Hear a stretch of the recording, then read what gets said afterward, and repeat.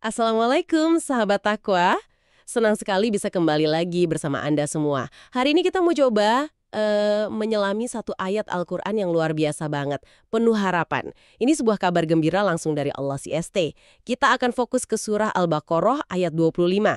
Iya, ayat yang menjanjikan balasan surga ya. Betul, bagi orang beriman dan beramal soleh. Nah, untuk kajian kita kali ini, kita akan coba lihat penjelasan dari para ulama tafsir nih.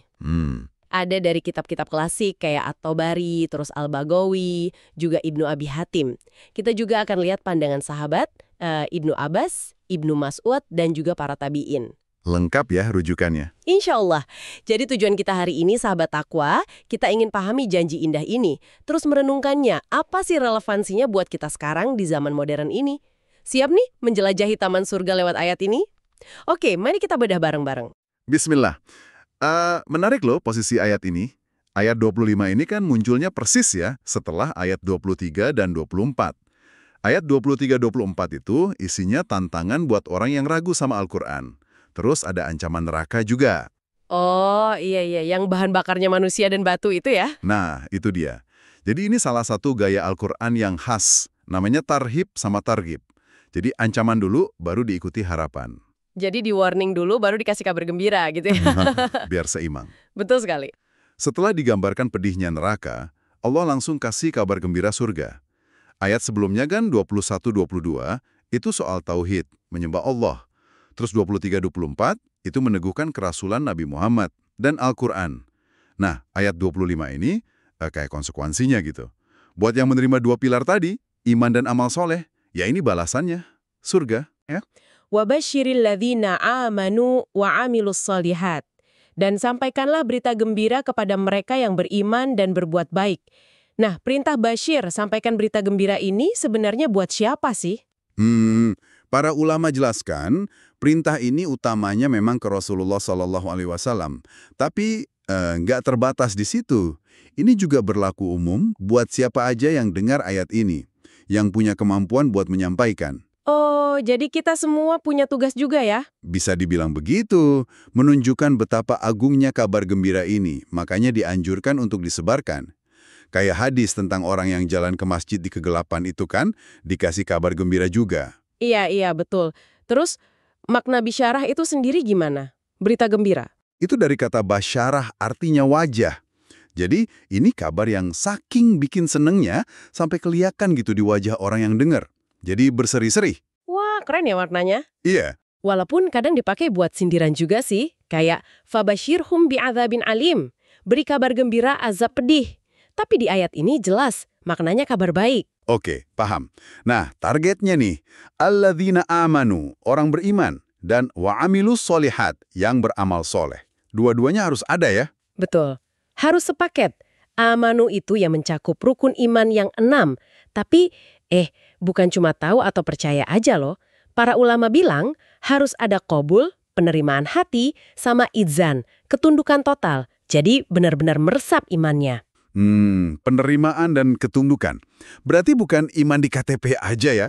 Haha, ya bukan. Nah, amilus solihat, amal soleh, ini buahnya iman tadi. Amal soleh itu perbuatan baik, tapi ada syaratnya. 2 syarat utama, ikhlas karena Allah sama sesuai tuntunan Nabi, ittiba. Ikhlas dan ittiba ini penting banget nih. Banget.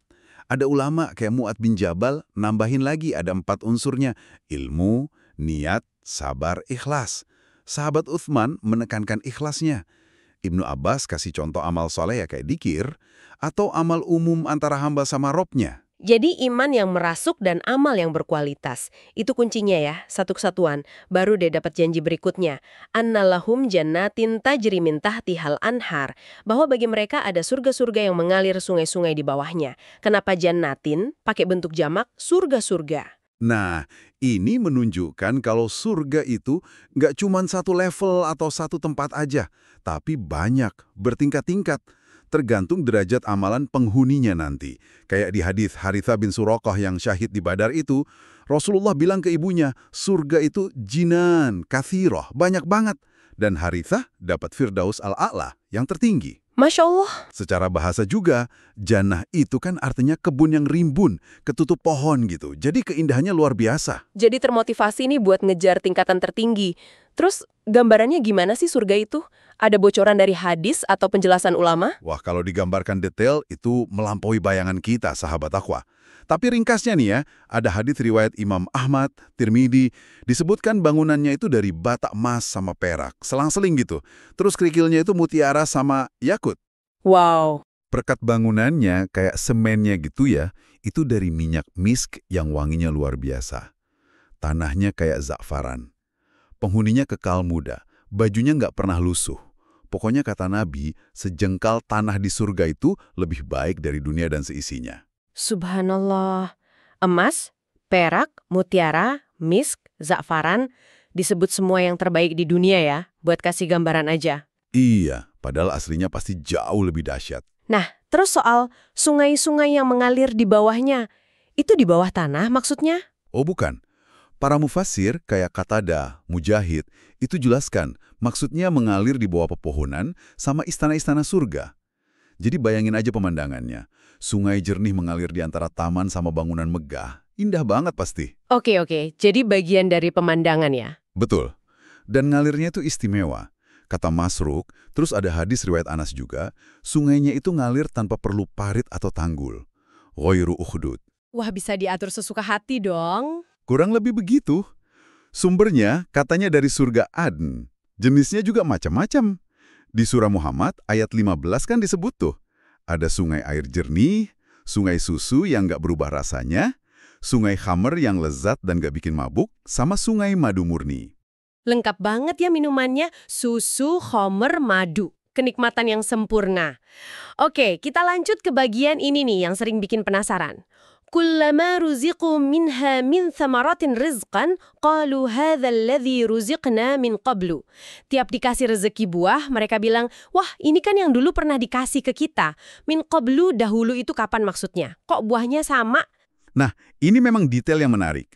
Ada dua penjelasan utama dari para ulama tafsir soal min qablu ini. Imam At-Tabari merangkumnya dengan baik. Pendapat pertama, ini yang dipegang mayoritas, termasuk Ibnu Abbas, Qatadah. Dahulu itu maksudnya di dunia. Oh, di dunia. Iya, jadi pas di sorga, dikasih buah, misal apel atau delima gitu ya, mereka kenal bentuknya, namanya. Loh, ini kan kayak apel dunia. Tapi pas dimakan, rasanya beda jauh, lebih nikmat luar biasa. Tujuannya biar mereka familiar, tapi sekaligus sadar betapa hebatnya nikmat akhirat dibanding dunia. Ah, oke. Jadi familiar tapi upgrade gitu ya rasanya. Terus pendapat kedua? Pendapat kedua, ini dari Mujahid, Ikrimah, Yahya bin Abi Kathir. Dahulu, itu maksudnya buah sorga yang baru aja dimakan sebelumnya. Gimana tuh? Jadi tiap dikasih buah lagi, kelihatannya mirip. Warnanya, bentuknya, ukurannya, sama kayak yang barusan dimakan. Makanya mereka bilang, loh ini kayak yang tadi, tapi pas dicicipi, rasanya ternyata beda lagi. Selalu baru. Ini nunjukin kenikmatan yang terus-menerus, nggak ada bosannya.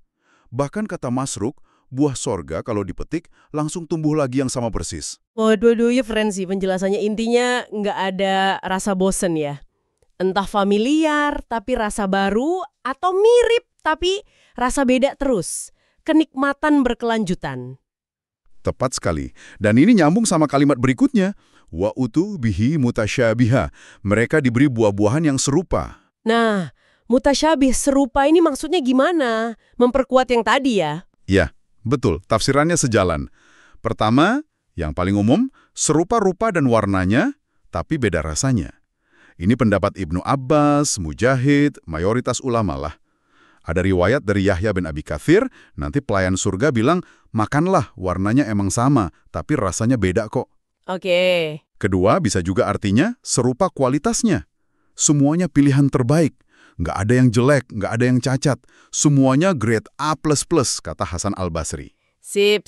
Atau ya serupa namanya, atau rupanya dengan buah dunia, tapi ya itu tadi, kualitas dan rasanya jauh di atasnya. Jadi intinya, familiar bentuknya, kualitasnya terbaik, dan rasanya selalu ngasih kejutan baru yang nikmat. Subhanallah.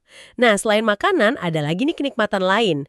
Walahum fiha azwajun mutahharah. Dan bagi mereka, di dalamnya ada pasangan-pasangan yang suci.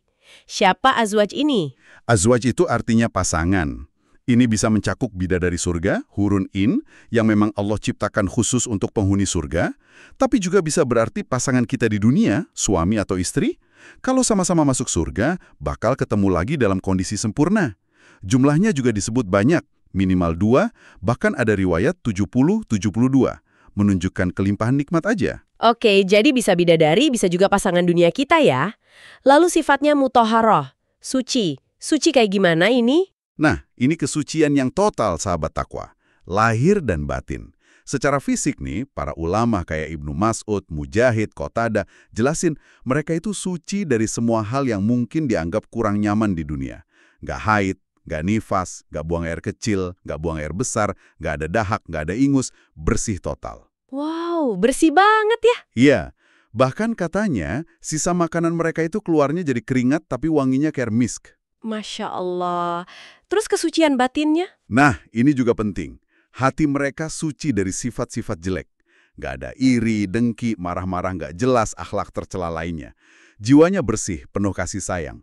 Bahkan ada riwayat, mereka selalu kembali perawan tiap habis berhubungan. Subhanallah.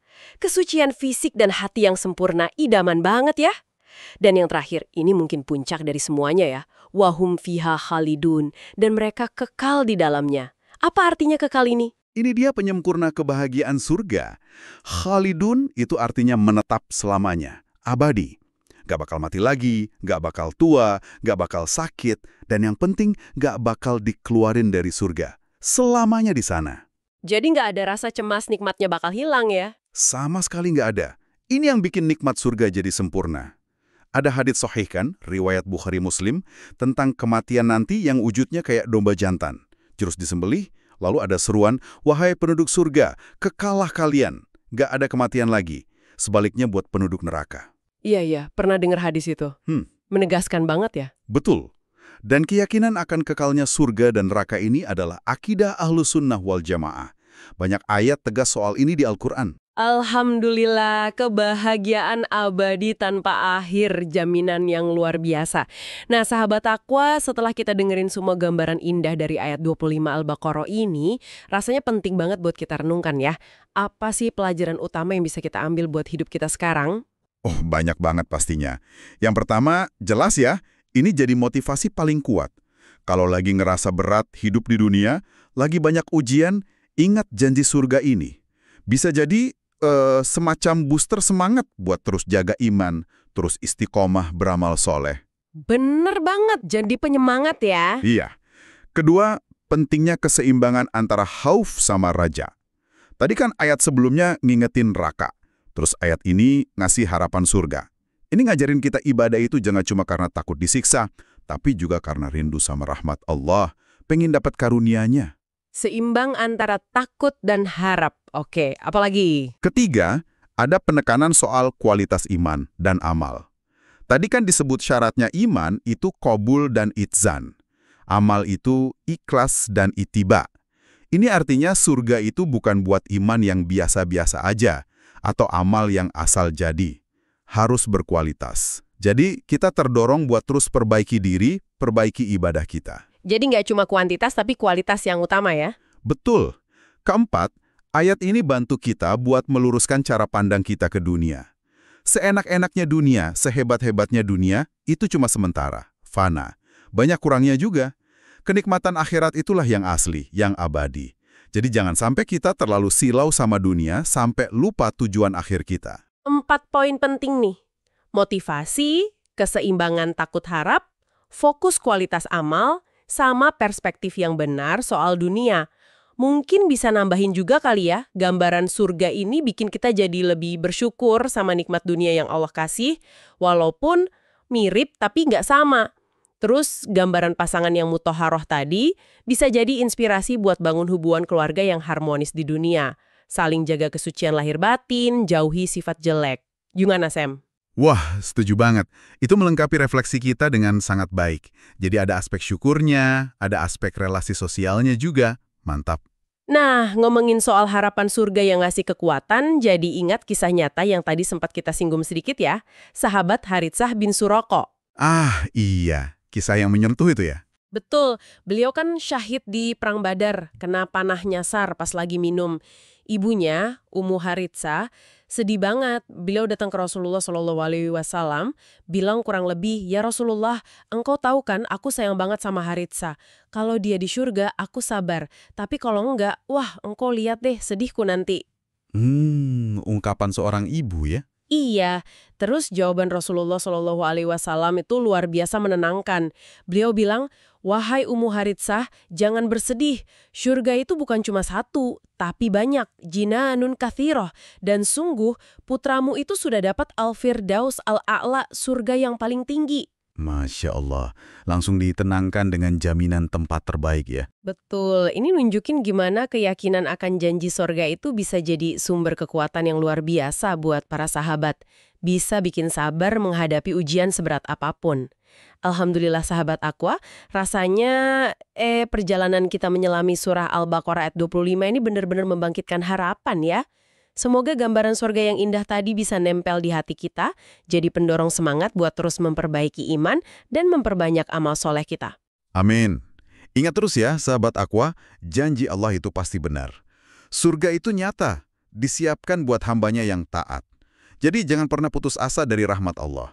Terus saja berusaha jadi pribadi yang layak dapat kabar gembira ini. Nah, sebagai penutup nih, mungkin ada satu pertanyaan buat kita renungkan bareng-bareng. Sepulang dari sini, gimana ya caranya kita bisa menghadirkan sedikit aja rasa surga, rasa suci, rasa nikmat tanpa jemuh dalam ibadah kita, dalam hubungan kita, dalam aktivitas kita sehari-hari di dunia ini? Langkah kecil apa gitu yang bisa kita mulai hari ini? Coba direnungkan ya. Terima kasih banyak sudah menyimak kajian kita kali ini. Sampai jumpa lagi di kesempatan berikutnya. Wassalamualaikum warahmatullahi wabarakatuh. Waalaikumsalam warahmatullahi wabarakatuh. Taqwa Talks with AI, when Taqwa talks to technology. Obrolan ringan menambah ketakwaan.